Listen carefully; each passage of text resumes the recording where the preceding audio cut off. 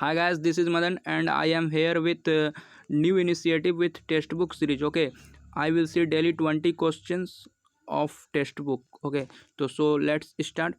The first question: volumetric strain is defined as, you know, volumetric strain equal to change in volume upon original volume. So dV upon V. So first option is correct.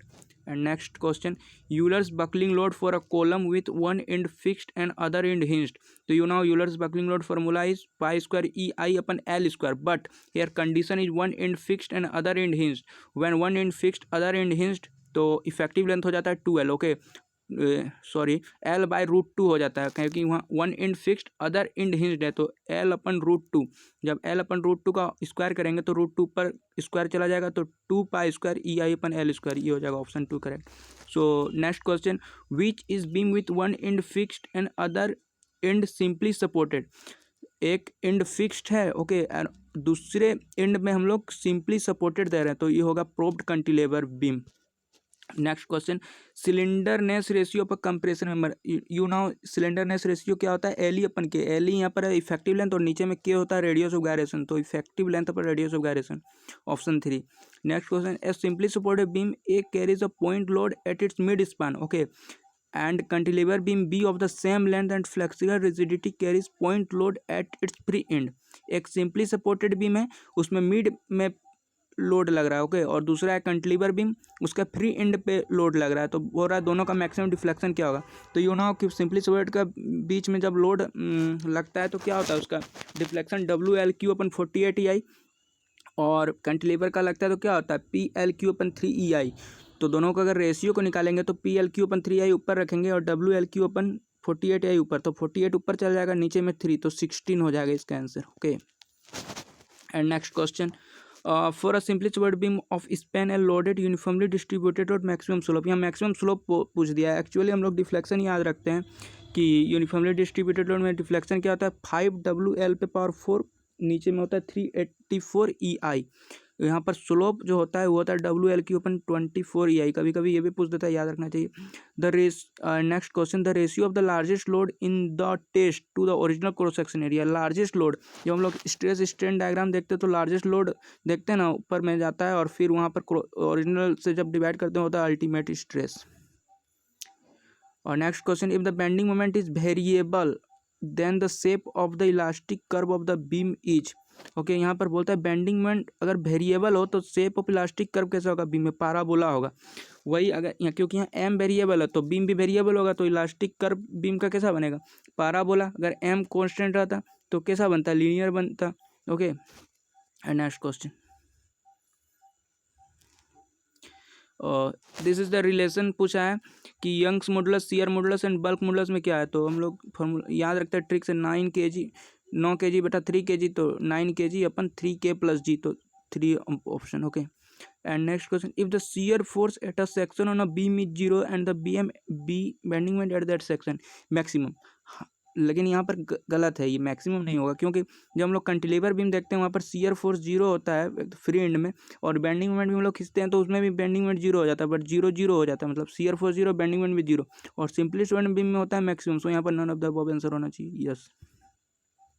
And next question: if the temperature of the rod of length L increase by T degree Celsius and coefficient of linear expansion alpha and, ठीक है. Free expansion of the rod, अच्छा, free expansion rod पूछा है, क्या होता है free expansion temperature का alpha del TL. Alpha del TL कहीं दिख रहा है, नो, तो none of the above. Next question: area moment of inertia of the cross section of the beam resist. Area moment of inertia क्या resist करता है? अगर मास मोमेंट ऑफ इनर्शिया, जैसे फैन में क्या हम लोग अप्लाई करते हैं, मास मोमेंट ऑफ इनर्शिया क्या रेसिस्ट करता है, रोटेशन. उसी तरह पोलर मोमेंट ऑफ इनर्शिया क्या रेसिस्ट करता है, टॉर्सन. और एरिया मोमेंट ऑफ इनर्शिया क्या रेसिस्ट करेगा, बेंडिंग मोमेंट, तो applied bending moment of the beam. Next question: a beam has a triangular cross section base the B altitude H if section of the beam is subjected to the shear force F and the shear stay at the level of neutral axis. Neutral axis में shear force पूछ रहा है, मतलब maximum shear force पूछ रहा है, और हम लोग फार्मूला क्या जानता है, F/A तो होता है टाउ एवरेज, मतलब एवरेज shear स्ट्रेस का. यहाँ मैक्सिमम पूछा है और ट्रिंगल है, तो क्या होता है 4/3 इंटू टाउ एवरेज, तो 4/3 इंटू टाउ एवरेज, तो 4/3 इंटू F/½ BH. ओके, तो तो हाफ बी एच, क्योंकि एरिया होता है half into B into H, उधर 4/3 है, ऊपर चल जाएगा तो 2, तो 8/3 एफ बाई बी एच। देख लीजिएगा आप लोग बोल लिख के। Okay, and next question, the shear force diagram for a simply supported beam. Shear force diagram बोल रहा है जब यूनिफॉर्मली डिस्ट्रीब्यूटेड लोड है तो ये क्या होता है, इंक्लाइंड जाता है, एक तरफ मैक्सिमम होता है, जितना पॉजिटिव तरफ एक तरफ निगेटिव आता है, और बीच में जीरो से पॉइंट में कट करते हुए जाता है, तो क्या हो जाएगा 2 right angle triangle. And next question is the angle between major principal plane and minor principal plane. पहले एक प्लेन है मेजर प्रिंसिपल प्लेन, उसमें 45 डिग्री में होता है शियर स्ट्रेस, और उसके फिर 45 डिग्री में होता है फिर माइनर प्रिंसिपल प्लेन, तो मेजर और माइनर में कितना का डिफरेंस हो गया, 90 डिग्री का। Next question, maximum shear stress developed on a surface of a solid circular shaft under pure torsion 160, ठीक है 160 शियर स्ट्रेस है। Okay, and if the shaft diameter is doubled, जब शाफ्ट डायमीटर को double कर देते हैं तो क्या होगा शियर स्ट्रेस, तो डू यू नो कि टी इक्वल टू होता है π/60 टाउ डी क्यू, तो यहाँ पर शियर स्ट्रेस डी क्यू का क्या है, इन्वर्सली प्रोपोर्शनल है, सॉरी, तो इन्वर्सली प्रोपोर्शनल है, तो यहाँ पर डबल करते हैं तो 2 का क्यू क्या हो जाएगा 8, तो 160/20। Okay, next question, and the modulus of elasticity और रिजिडिटी दिया है 200 और 80, तो पॉइजन्स रेशियो पूछ रहेगा। ये तो डायरेक्ट हम लोग याद रखते हैं E/2g माइनस म्यू, क्योंकि E का जो होता है relation equal to 2g 1 plus mu, तो इससे निकालेंगे म्यू, तो E/2g माइनस 1, तो 200/160 माइनस 1, तो 1.25 minus 1 0.25। Next question, elastic stress distribution in the cross section of the beam under pure bending.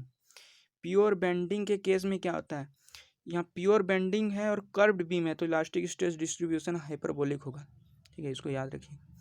Next question, a solid shaft can resist a bending moment इतना and twisting moment इतना, the maximum torque क्या होगा, maximum torque, ठीक है, या mean equivalent torque क्या होता है, √m² + t², तो 3² + 4² क्या हो जाएगा 9 + 16 √25 5। Next question, the neutral axis of the cross section of beam that is eight which bending stress, तो कैसा बनता है, लीनियर बनता है, और न्यूट्रल एक्सिस में क्या होता है, कट लीनियर बनेगा तो कट करते हुए जाता है, मतलब 0। So this was the last question guys, so thank you.